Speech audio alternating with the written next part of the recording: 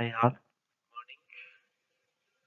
Today in Management Information System, we are going to discuss the types of system.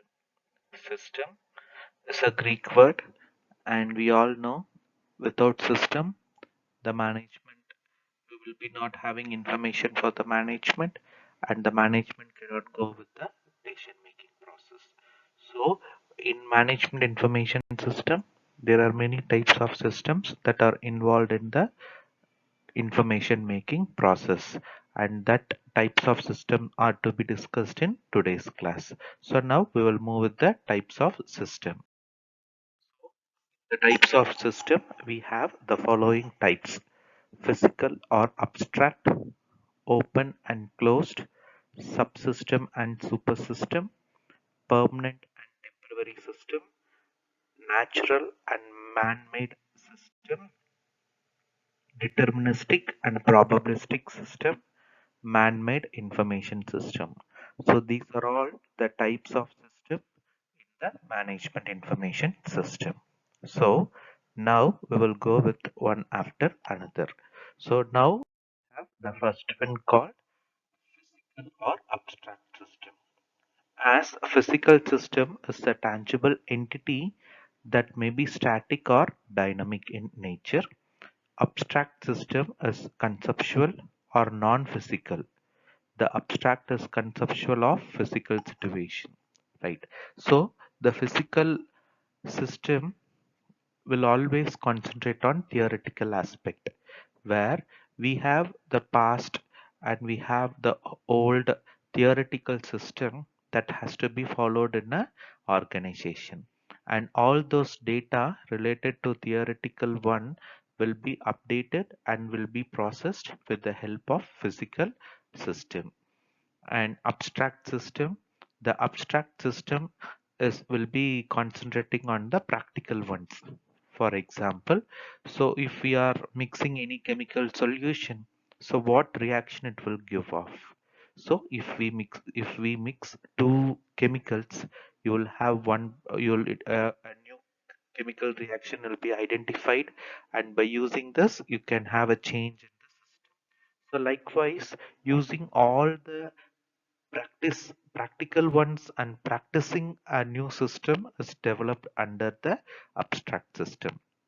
For physical system, we have all the theoretical aspect, like we will have a blueprint how to go with the manufacturing of a part or manufacturing of a machine. So you'll have an organization chart which is purely a theoretical one. These are all the things that are related to the physical system. And the next second one is open and closed system. An open system continually interacts with its environment. It receives input from the outside and delivers output to the outside. A closed system is isolated from environmental influences. So here the open system, where if there is any problem in the business activity, you can collect all other people experts advice, and you will get opinion from the people, or you can get some data from the outsiders. So you will have all the outside factors inside the, you can bring all the outsiders view inside the business organization. So anyone can go with their views and they can suggest us with a good solution. And this concept is known as open system. And closed system, it is purely related with the internal factors. So the information will be collected only within the environment. Other factors that is influencing from the outside will be not encouraged in the closed system. So this is what the meaning of open and closed system. And the next one is subsystem and supersystem. Each system is a part of large system.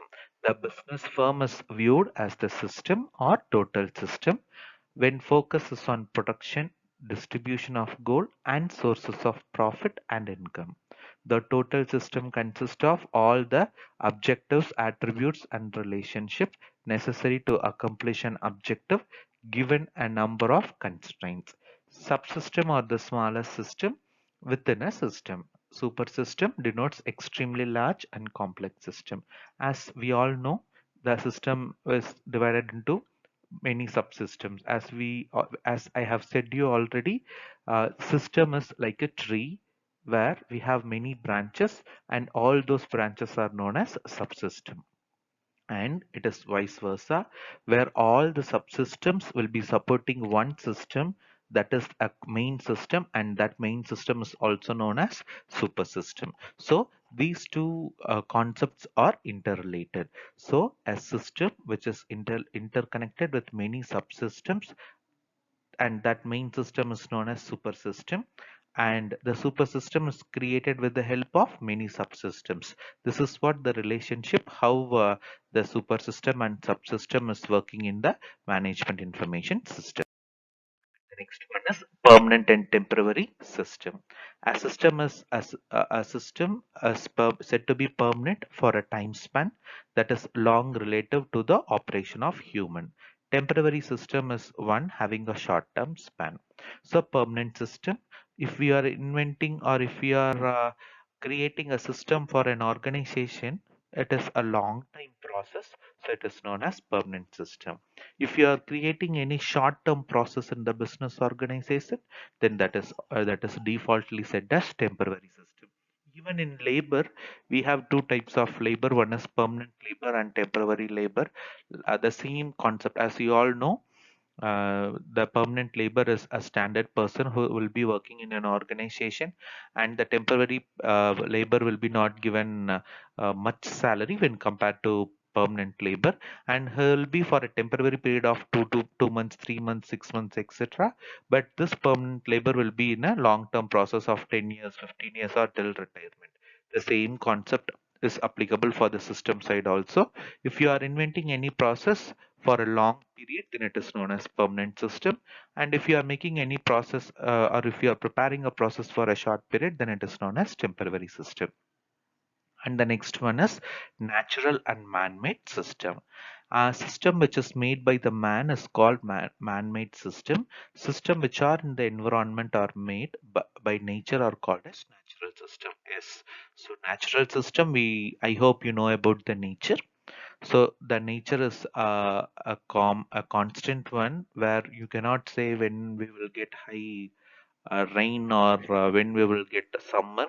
We have seasons though, but nowadays you can see in rainy season you are getting good hot sun, and during the summer time you are getting more rainy things also. So there are certain things which we are not able to change, that is purely dependent on the nature.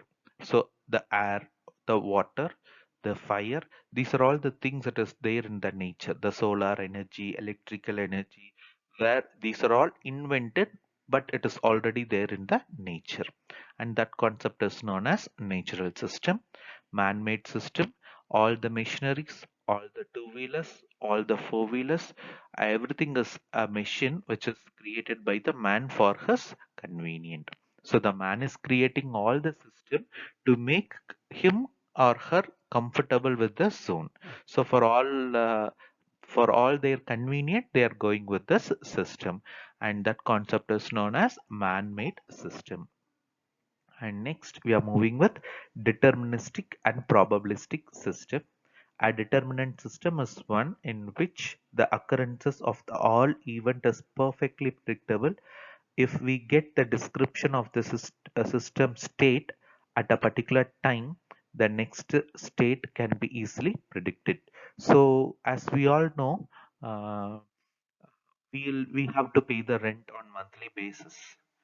So for on daily basis, for each month you have to pay the salary for the employee. You have to pay rent for the building. So you will be paying charges for water. So you will be paying charges for electricity, etc., etc. So these are all the things which is determined. For example, if you are going somewhere, if you are going for a 2 days trip, you'll determine yourself what are all the things that is needed for you to come to make you comfortable for 2 days in another place. So you will collect all those things to be carried to your to be carried on your trip. So that concept is known as deterministic, where you will determine something in the systematic manner. For example, for this particular month, I should determine a 10 lakhs profit in my business organization. I'll be making all the factors, all the available resources to make function with me, to come with me to make my profit to 10 lakh. So this is a deterministic one. You are having an aim, you are having a goal, you know what are all the factors that are involved in that, then you are making process along with that concept. But probabilistic system, you cannot predict. It is the one in which the occurrence of events cannot be perfectly predicted. So you to make it, you will be planning for a trip. Unfortunately, your four-wheeler or two-wheeler get any problem like puncture, etc., etc. You will be having a repair expenses additionally to it. It is not a predictable one. And even in our life, sometimes today in an organization, every day 100 employees will be coming, and because of this COVID situation, all sometimes it may be locked down for 10 days or 20 days. So you cannot prepare the goods that is required for a particular month. You cannot give a proper delivery. Sometimes the electricity may go off for 2 to 3 days. You cannot predict all the situations in a correct way. So there are certain things that cannot be predicted in a correct way. So the things which cannot be predicted, it may occur or may not occur. That situational system is known as probabilistic system in the MIS context. Next one, the last one is man-made information system. So all this system is purely made by the person, that is a man. So it is generally believed that the information system reduces uncertainty about a state or event. An information system is the basis for interaction between the user and analyst. It determines the nature of relationship among decision makers. An information system may be defined as a set of devices, procedures, and operating system designed around user-based criteria to produce information and communicating it to the user for planning, control, and performances. So now we are back to the man-made information system. The concept of management, information, and system. All these things are created by the man, that is a human. So the human is creating the levels of management like top level management, middle level management, low level management. And the man who created a machine is converting the data into information. And that process is taken by a system. That system is also created by a human. So this all these things are created by the human.